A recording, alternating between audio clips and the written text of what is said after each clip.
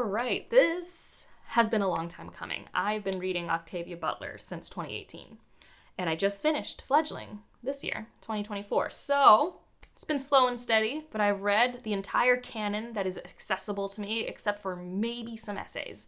But I've even read works that, she might not even know are published. So I've read a lot of Octavia Butler. And so the goal of this video is to discuss it, because I think it's fun to discuss authors after you've read their body of work and, what they like to pick at and play with, and what are some things you see, what are some fun things they experimented with that were, a little unique. I just think that's fun, personally, as, a wrapping up of my journey. But also to help you maybe decide where you want to start with Butler. Especially since 2020, she's become a much bigger name. I mean, she was always a huge author in the history of science fiction as a genre, but it was also kind of a classic, similar situation to Ursula K. Le Guin, where when the author passed away, suddenly the publishers were reprinting them and putting new covers on them, and they were suddenly all in the bookstores. And it only got even stronger for Butler after 2020, when we were having a lot of the Black Lives Matter movement and a lot of we all need to read more Black SFF. That also really spinned it out, especially because, and she brings this up in her short story anthology, Blood Child, she was one of maybe 4 known Black science fiction authors.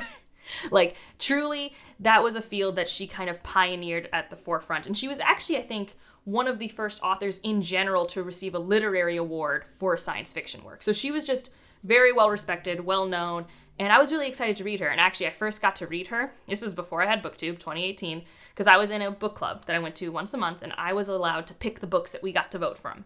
And my internal goal was always, how do I get these people to read a science fiction or fantasy book? That was always my, little goal. And I also wanted to read something new. And it was going to be February, and I'm I bet I could trick these people. Because I like to trick people into doing what I want a little bit. It's my one little dirty secret about who I am as a person. And I'm it's about to be Black History Month, which you should be reading Black books all year round. We all know that, right? But I was I bet I could put this sci-fi book here that is more historical fiction. And also, since it's going to be Black History Month, I bet we'll vote on it. I bet it will. And then that's how it happened. We read Kindred for my local book club. And it was quite a discussion. It was really fascinating.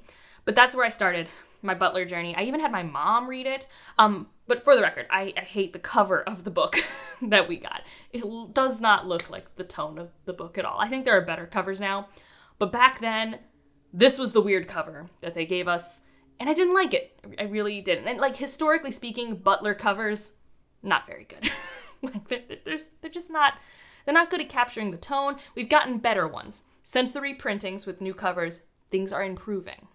But anyways, that is to say, I've been doing this for a while, and I wanted to approach this video kind of going in order of the books from what I deem most palatable to least palatable. And I say this with the entire sort of disclaimer that these all are very uncomfortable.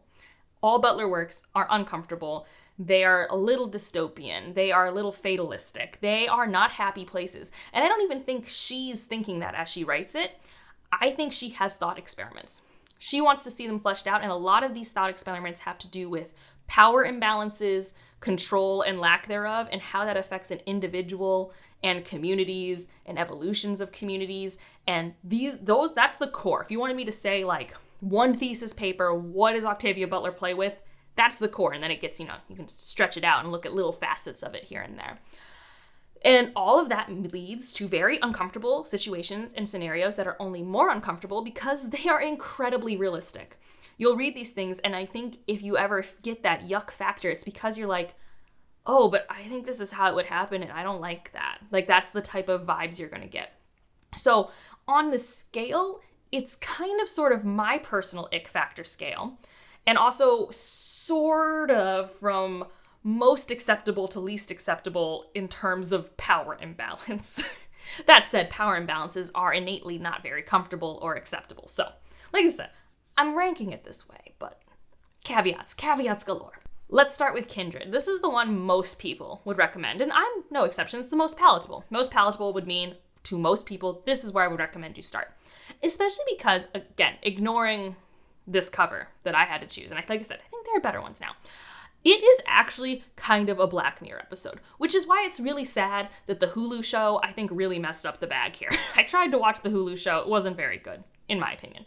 I only got a couple episodes in, but it didn't have the pacing. The pacing was wrong. Here, this is a breakneck paced, can't look away, oh my god, what is happening sci-fi, okay? And I say sci-fi, it's more historical fiction with the sci-fi element that allows for it to happen.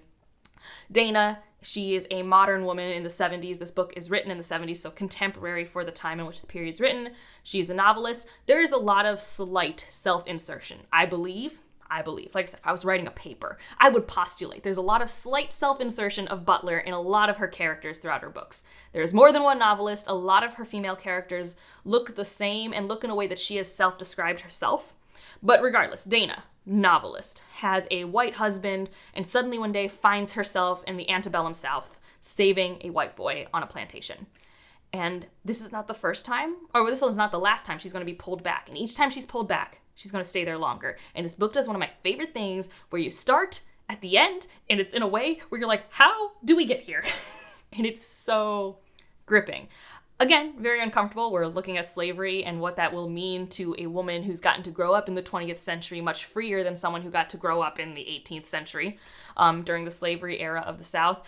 And this is definitely one where, like, I put in that theme of control and free will because Dana doesn't have control of this situation. She has to make the best of it that she can, and she has to deal with what she's willing to give up to survive and be safe. Yeah, it's really chilling, I feel, and it's definitely a work that I think is palatable in the sense that, like, it feels kind of like your classic sort of sci-fi thriller situation. And like I said, there's a sci-fi element, but it's never going to really be explained to you. It's just there to let the story happen. So if you're looking for hard sci-fi, you can get some of that in Butler-ish, but this one for sure not. The next ones that I would say is more palatable, again, in quotes, are the parable books. So there's Parable of the Sower and Parable of the Talents. Parable of the Talents is the one that when people are like, oh my god, she predicted the future, it's that one, okay? Like, there are straight up lines in that book that are eerily similar to things we have said in the 2020s, and these books take place in the 2020s, okay? Parable of the Sower is still very good. So these are fun and accessible because they are journal entries. I always think a mixed media-ish thing like that journal entry style is very accessible. The uncomfortableness of this is that what can make this duology uncomfortable in a lot of the series is that there is a romantic relationship in here that is age gap. It's not very good. It's fine. There are way more uncomfortable things to come if you're going to be reading Butler, but that's a theme. Relationship dynamics are always messy, and some are more problematic than others, but all of them are probably going to make a reader uncomfortable. Maybe not the same readers, but some uncomfortable. So for Kindred, that one has the power imbalance of the white husband innately just has more rights in present day than our black protagonists. And then there is also an exploration of that relationship dynamic. But that one felt less problematic. These are two adults in a relationship. This one, like I said, there's an age gap thing that's going to be going on here. So just know that. This is dystopian, though. This is very, it reminds me of, Mad Max Fury Road. That's the type of dystopian I think of, where it's you're kind of dropped into it. You don't know what's happening. You're just getting bits and pieces of the lore and the world, and it sort of just comes together, and you're like, oh, this is really messed up.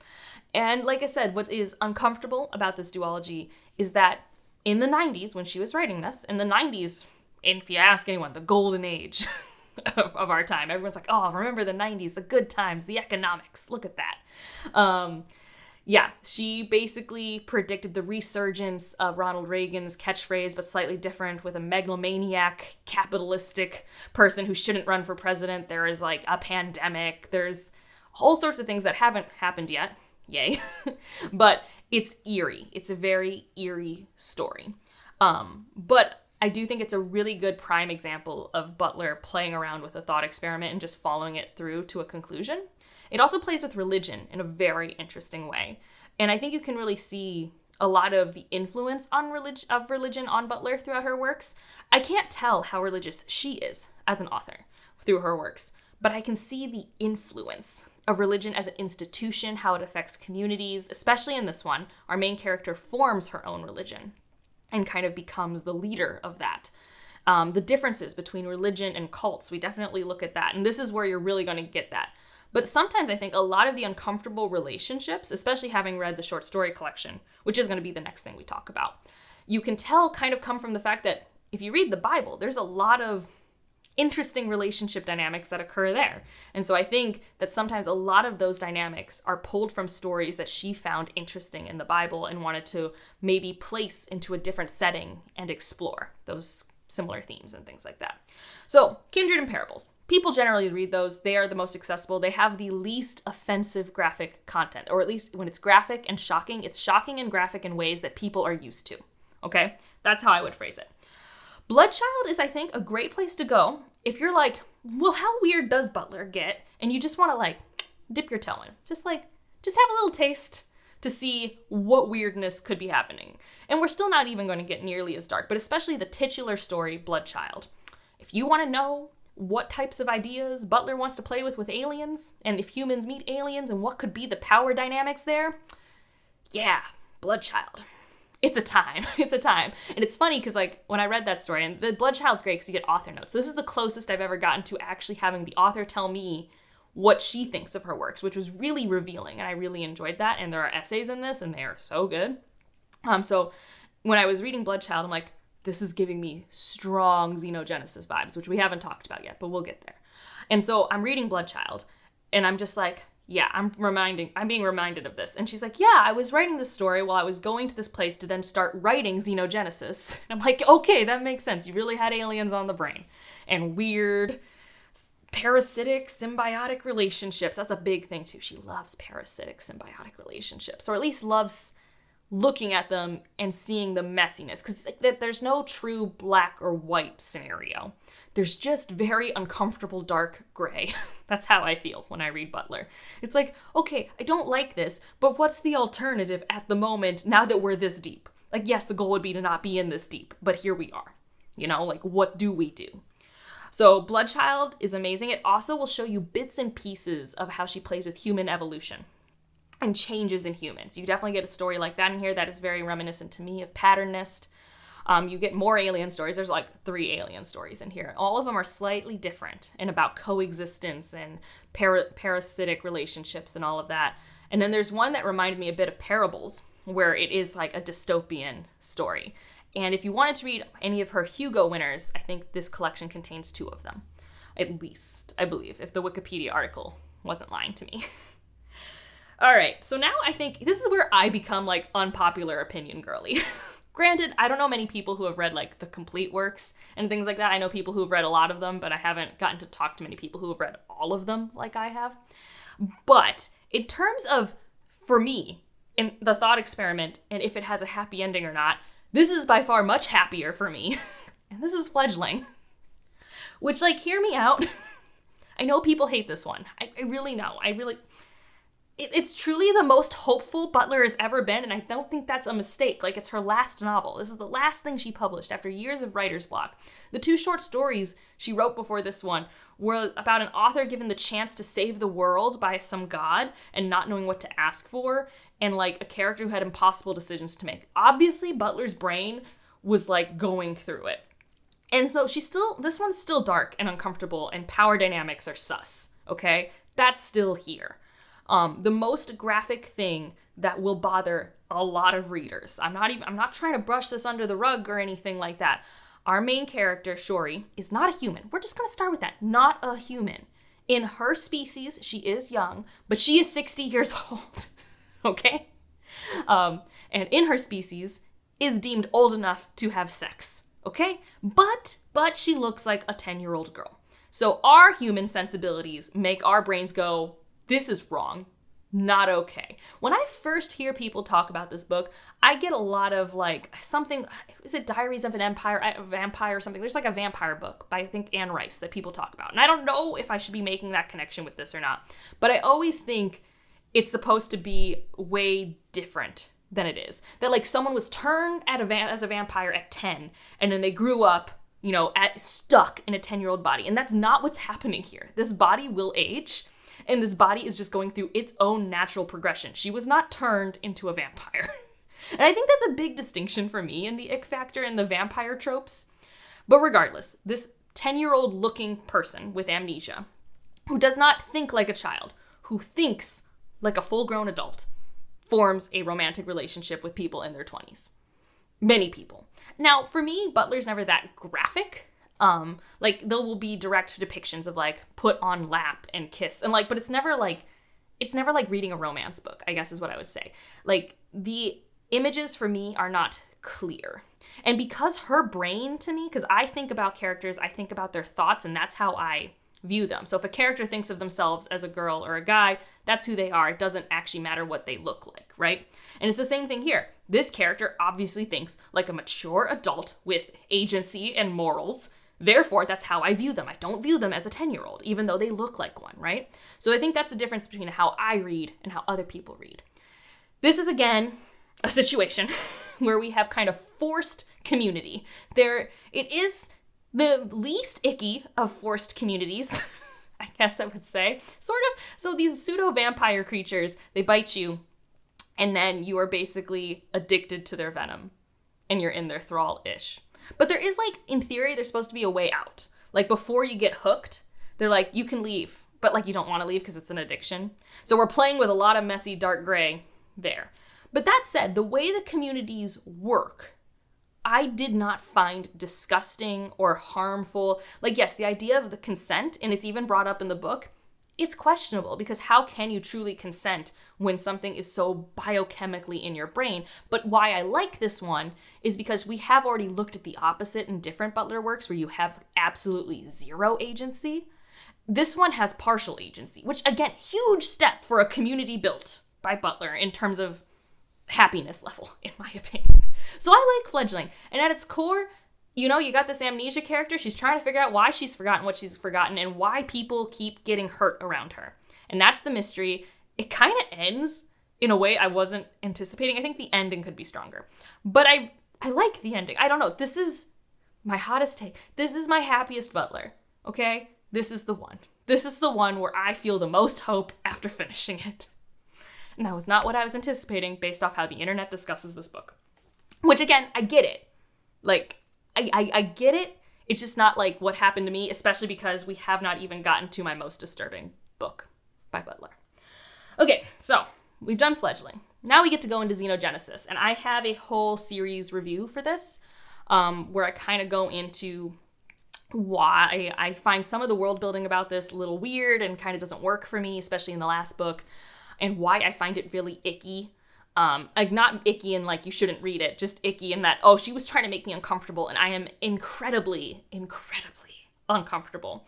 And honestly, this could have been my top discomfort. There's just one book in the next series that is so much more uncomfortable to me that I'm just like, no. So, here we go.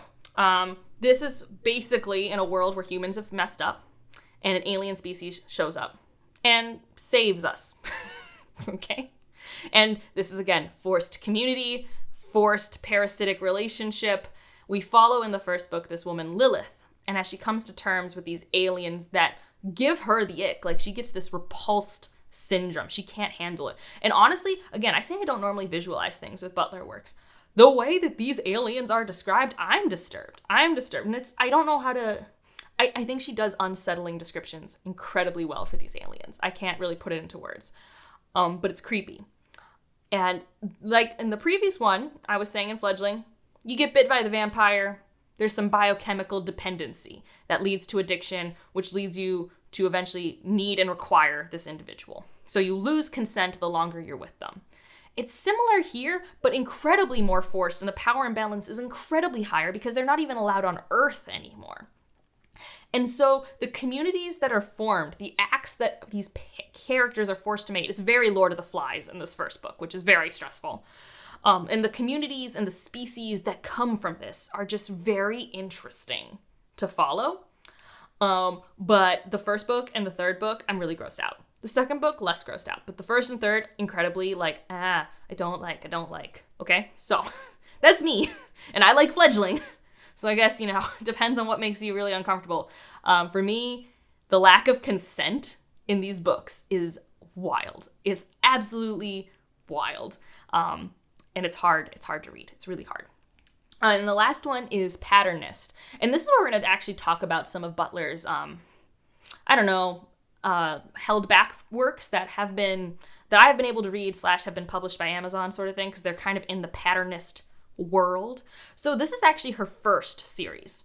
So I think her first book was Pattern Master, and then it was Mind of My Mind, and then Kindred, and then we went back to Pattern Master for a while and stuff like that. So that's like kind of in her first work era. And this is looking at the evolution of humanity. So we're not dealing with aliens, but we are still dealing with weird communities and dystopian futures, because Butler loves those things. Those things are just like rolling around in her brain, which like I get it. Like Cold War, 20th century, Black woman in America. How can you not? How can you not? So Pattern Master looks at basically the future of humanity, and we have these two species. One that have psychic abilities, and then they have these non-psychic humans that they kind of like use for stability. So it's like two versions of humans in one community. And then we've got these like animalistic species that are more bestial, that have mutations. Okay, so everyone has mutations. It's like, literally like we're watching X-Men, and what if everyone did get the mutant gene? Oh no. Like, it's like that, but we really have like telekinetic powers and psychic abilities and bestial things. It's like really messed up Side Changeling book, okay? Like if you've read the Side Changelings, or have ever read anything that had psychic creatures and then shapeshifter creatures, even though these aren't technically shapeshifters, but it's got that energy, okay? It's got that energy. Animalistic, psychic, and there's definitely like a good, bad sort of thing. And this whole series is kind of like, we start in the future if you read Pattern Master first, which is the last book chronologically. And then every other book is a prequel to how we get there. And there are a lot of power imbalances. There's a lot of forced community. Like the whole idea of a Pattern Master, it is the center of the web. It's like if Madam Web was a good movie. I just watched that recently. It is so much worse than you could imagine, by the way. So much worse. But like literally you need to have a Pattern Master to keep all of the different telepathic psychics balanced, essentially. Now, so far, most of these books actually don't bother me. The book that is absolutely atrocious, but also one of my favorites, because like sometimes I just like disgusting things. It's disgusting though. If you read this and go, Angela, how did you give this 4.5 stars? No, I said it was disgusting. I know what it is, okay? This is Clay's Ark. I read this book like in 2020. It sits in my brain. It just sits there. It just sits there and it doesn't go away. This is the origin story to the Beasties, okay? The Beasties. They basically crash, I guess technically slight alien. Alien ship, crash on Earth. Pathogen gets in human. Pathogen wants to be spread. It wants to be spread via reproduction. So now when you get infected, you just want to sleep with people. But not in like a nice way. In like a, I don't know. I mean, very, like, I could get demonetized if I say the words sort of way. And what happens in this story is the person who is our patient zero is a father, and his daughter's with him. And, yeah, it's bad. He spends the majority of that story doing his best to try to get himself away from his daughter and the rest of civilization, because he knows he doesn't want to spread this thing, but this virus is literally taking over his body and trying to make him do these things. And what's even more insidious is it gives him these thoughts. It's like, it's not like he's there and there's a different brain controlling. He's there and this thing is infecting him with ungood thoughts, really bad thoughts about what he should do to people around him, including his daughter. It's disgusting. It's absolutely uncomfortable, unhinged. It is one of the, I think maybe it is the most violent Butler book. I think it's the most violent Butler book. There are scenes at the end of this that are incredibly disgusting and violent, both physically and sexually. It's awful. I could not put it down. It was so gripping. This is like such a sci-fi horror thriller. You cannot even believe. So yeah, this is why I feel like Fledgling was nothing. This is why I even like, I don't love Dawn's dynamics. It's nothing. Clay's Ark is like, don't like, but also like, it's so gross. It's so despicable. So the works though, that I have read, that like Butler didn't okay being published, just for completionist sakes. Survivor, this is in the patternist world. This is actually her second published book, but it's no longer in print. I was able to read it because way back in Jerry at Onyx Pages was doing a read, like a really slow read of Octavia Butler works that I could not keep up with because I'm bad at those sort of things.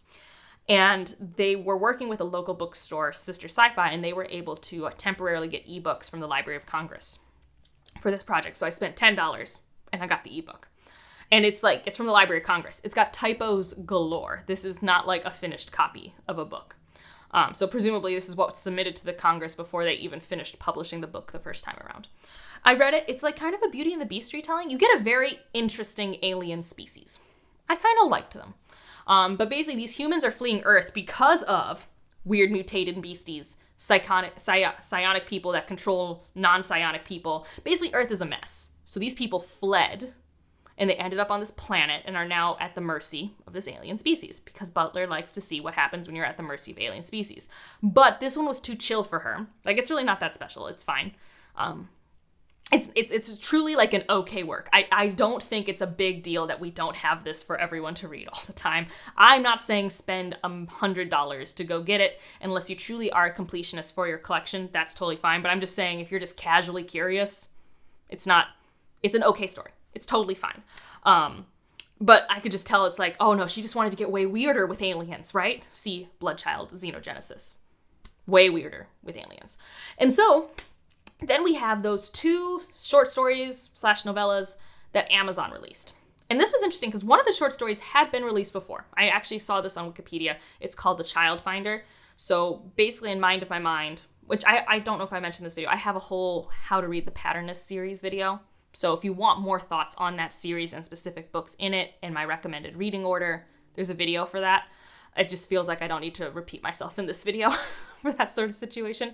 But during the 70s, which I think Mind of My Mind era, we have this person who's able to find Psi children, which is very important. And he's trying to go against the racism that's happening within the Psi community and things like that. So that was a very short story.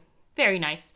So that one you can probably listen to. And if you were like, I don't know, Butler didn't okay this to be out, this one was released at one point.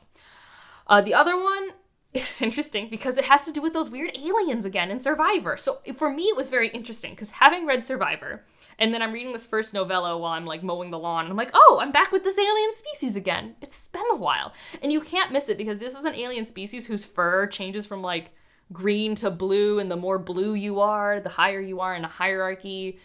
It's like legitimately colorism. Like, I don't think it's a subtle metaphor or anything like that. And just like how they handle their community. And I think it's just like a snapshot into the community and them trying to find a new leader and like try and come to terms with that. It was fine. Like, for me, it was fun because it's just like, yeah, this is just like a fun little world building thing Butler's played with. And like, I guess I say Fledgling's the happiest Butler. When we are with this alien species, it's the most basic sci-fi in a way that I like just find calming. Like, it's just not that stressful. Whereas every other Butler is like, oh my God, what is happening? So I think that's really all I wanted to kind of discuss in a very long, rambly way. But like, I've been reading her for so long and she deserves a long, rambly video. Things that I have kind of talked about throughout, but I just will concisely say her writing style is simple and direct and not overly descriptive. This is a pro for some people and a con for a lot of others. It comes with it. Like I said, I don't think her themes are loud, but her thought experiments are not subtle. Okay? Because I don't actually think she tells you what to think or even tells you what she's thinking, personally. I don't know. I think that's all like the big points and like obviously all the themes that I've discussed ad nauseum throughout this video. If you are not interested in exploring those themes, totally fine. They are kind of heavy. They are kind of dark. But it's what she chooses to play with. And, you know, I respect that she's really looked at it from so many angles. And she honestly does always write a quality book. Like, I think my least favorite is just her first published. And how am I going to hold that against her? Like, it was her first published book, you know? But that's it for this one. If you have any Butler thoughts, you can leave them down below or come find me in my Discord and we can chat. Because a bunch of people over there have also read a fair bit of Butler. If you just want to leave an emoji to let me know you're here, leave an alien emoji. We've talked about aliens a lot, which is really not what I was expecting when I was reading Butler because, like, her most popular books do not involve aliens, you know? Like, her most popular books are honestly so grounded in our world that you wouldn't think that she had such a wild imagination, but she really does. So, but otherwise, like if you liked it, subscribe if you want to, and I'll see you in the next one. Bye!